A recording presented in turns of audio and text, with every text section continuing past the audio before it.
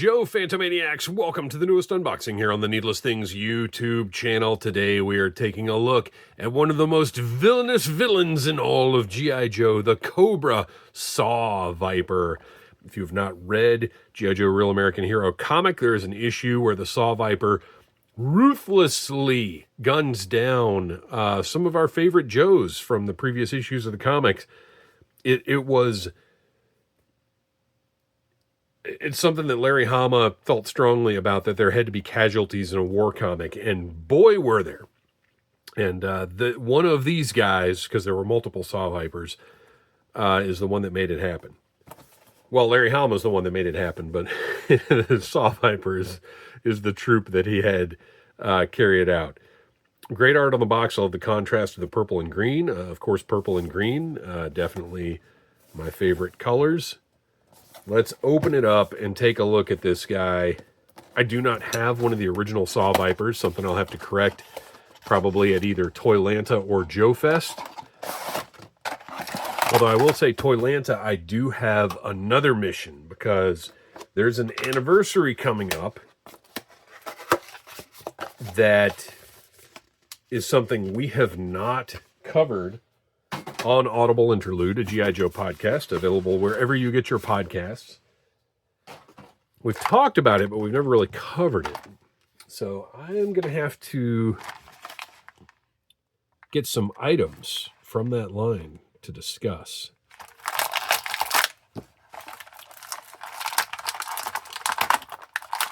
Oh, all kinds of pieces just coming off of this semi-automatic weapon. Oh boy, everything comes off. And it is a little bendy, but it seems to be preserving its shape relatively well. I hope I can remember how everything goes back on it.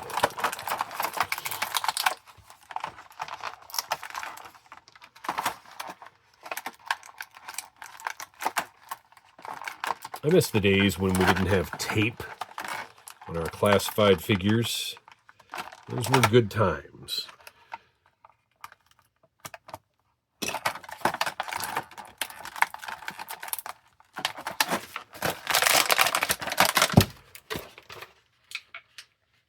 I'm going to do a double check here because I almost missed Xandar's, one of his bladed weapons. Because I was so focused on what I knew he came with, I missed something that was sort of an extra. Feels good.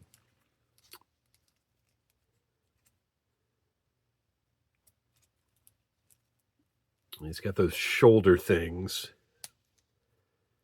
Bulky, though. And I like the legs.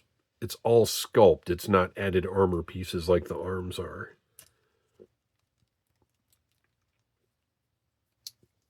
So that collar piece comes off.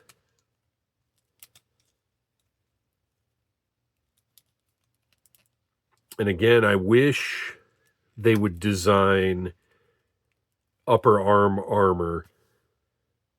Although I guess maybe people want it to be removable. So is this the same? This has got to be the same collar from Tripwire.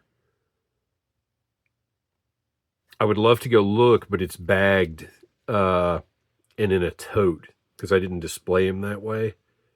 But I got to imagine that's the same piece. I wish when there are pieces like this, they would use where it loops into where the arm plugs into the shoulder rather than having it as this separate piece like this, because this just doesn't work great. You can see they're sliding all over the place. And then for articulation, like, I don't love this.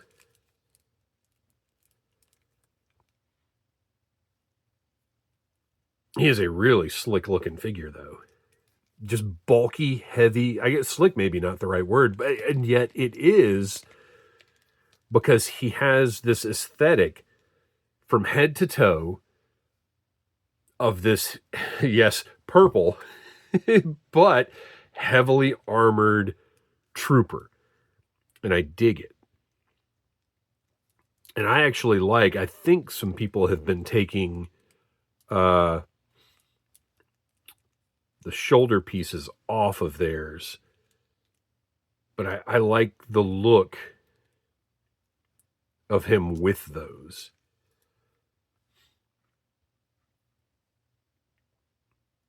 All the textures, all the detail. I mean, this is what we're used to in classified now. And, really, to be honest, that is one of the thrills of classified is the original Joes, the Real American Hero figures I grew up with. A lot of times, like, these straps and buckles and things wouldn't be painted. They'd just be, whatever color the tooling was. So seeing all of this kind of detail in my Joe figures is very exciting. It's like a remastering.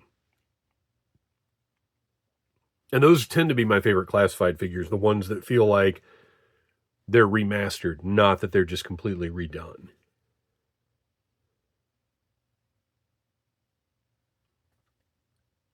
Really like that comm unit. I like his weird, unique mask that makes him look even creepier.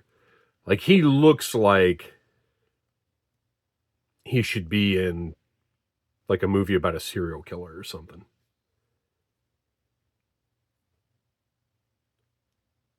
Even though it doesn't totally plug into place in a satisfactory way, I do like the design of this with the straps kind of going down right here. I think that looks nice. And it does stay. Like, his head keeps it on, so it doesn't just fall off. But it is a little looser than but if it plugged into place, then it would limit the articulation on his head. See, this way you can move it around. We'll see how it works with the helmet on there. The bright green belt buckle looks great. I dig him. I really dig him. And he's going to look very different on the shelf. He's going to stand out. All right. Got a backpack that is clearly just full of ammo. It's got a slot right there. Now, is this... Let's see. Okay, my first thought was, did this come with heavy artillery roadblock? It did not. It came with Tiger Force roadblock. It's the same backpack. Now, let's see how well it fits onto the Saw Viper. Because, very nicely. Peg is in there nicely. And it has enough of an angle, like there's enough contact here where it doesn't look weird. And also, this is like a box. It's not a soft goods backpack. So it shouldn't contour to his body the way that I want most classified backpacks to. So this works. I'm happy with the connection here. It looks good. He has got the literal saw that they decided he was going to come with. I'm fine with it because it's optional. And it's, it's kind of a sick new melee weapon, really. I was wondering if there was storage for it somewhere so he could just have it, like, be carrying it. No, that's not going to work. As opposed to it being attached to his weapon here. So this is a little bendy. However, like, the bulk of it is very rigid. It's the barrel and the handle are a little softer. But if you look, they have retained their shape.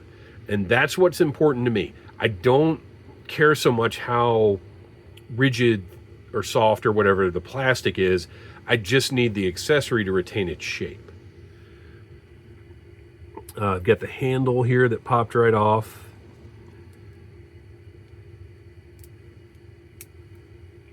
Which is fine. Again, I don't mind that. The functionality is to preserve the integrity of it so it doesn't break. So that works nicely. We've got the ammo box. And I don't know if it goes on this way or the other way, or if it matters.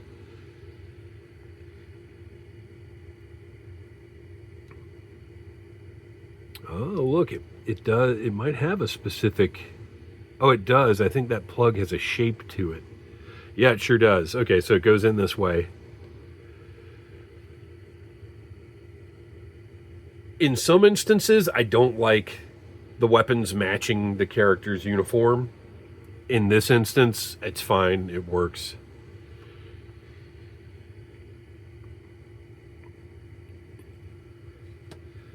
You've got the extremely long ammo belt that I believe is going to plug in right there.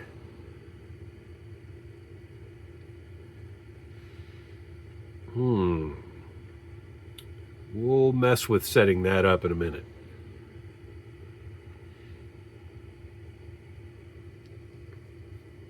The helmet with the great green visor. And it's this interesting, like, half... Well, it's very RoboCop-y, right? But it does have a menacing look. Now, as much as I love green and purple, I will be the first to admit that if he was not purple, he might be a little more menacing. But I still love it. That fits right on, nice and snug. Has a bladed weapon that we may or may not have seen before. Like the serrated edge up at the top here. And that is going to go in that sheath. Very nice. And then he has got a hand blaster that I do believe we've seen before because this extended magazine looks familiar to me. It does have a port for blast effects. And that's going to go right in that holster at his waist. Oh, and I guess we want to put the saw on there. Look, I like it. To me, it's very Cobra. It fits in with the whole G.I. Joe and Cobra aesthetic of, hey, I've got this big, heavy weapon. Why don't we throw a chainsaw on there? Yeah, that's a good idea. Why not? And comes off, and it's a handheld chainsaw knife. Come on. That's great. Chainsaw bayonets, it's not a bad thing. Now let's figure out how he holds this apparatus.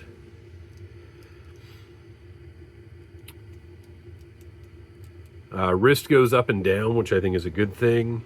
And then this one, he should be able to hold that front portion with. So let's keep count of how many times the blaster and the figure fall apart while I'm trying to get him to hold it in any kind of convincing manner. Okay, not bad. Went right in the hand. Trigger finger's in the right place. Looks good.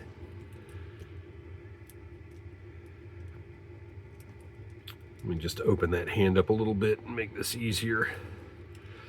It is about 38 degrees. It might be up to 40 now here in the Phantom Zone, so these figures are as cold and rigid as they're ever likely to be again.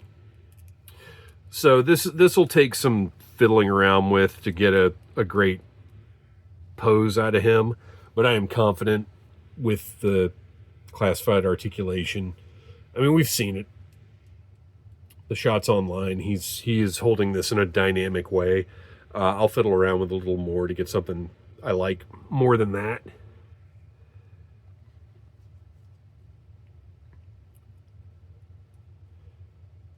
So this goes in here, bottom of the backpack.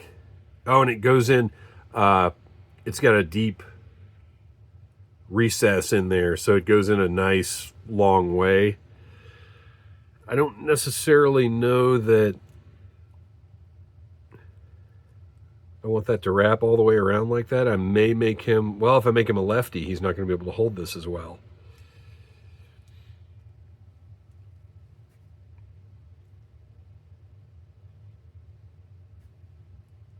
I'm trying to figure out, do you use the ammo box and the feed? Or is it just this situation?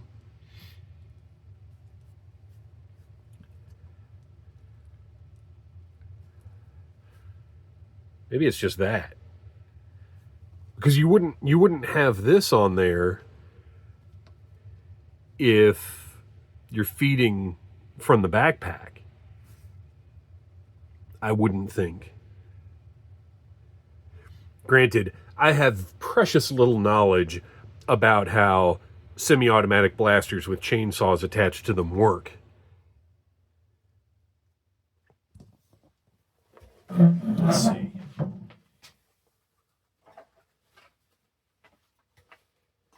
Oh, yeah, it is. Okay. I was right.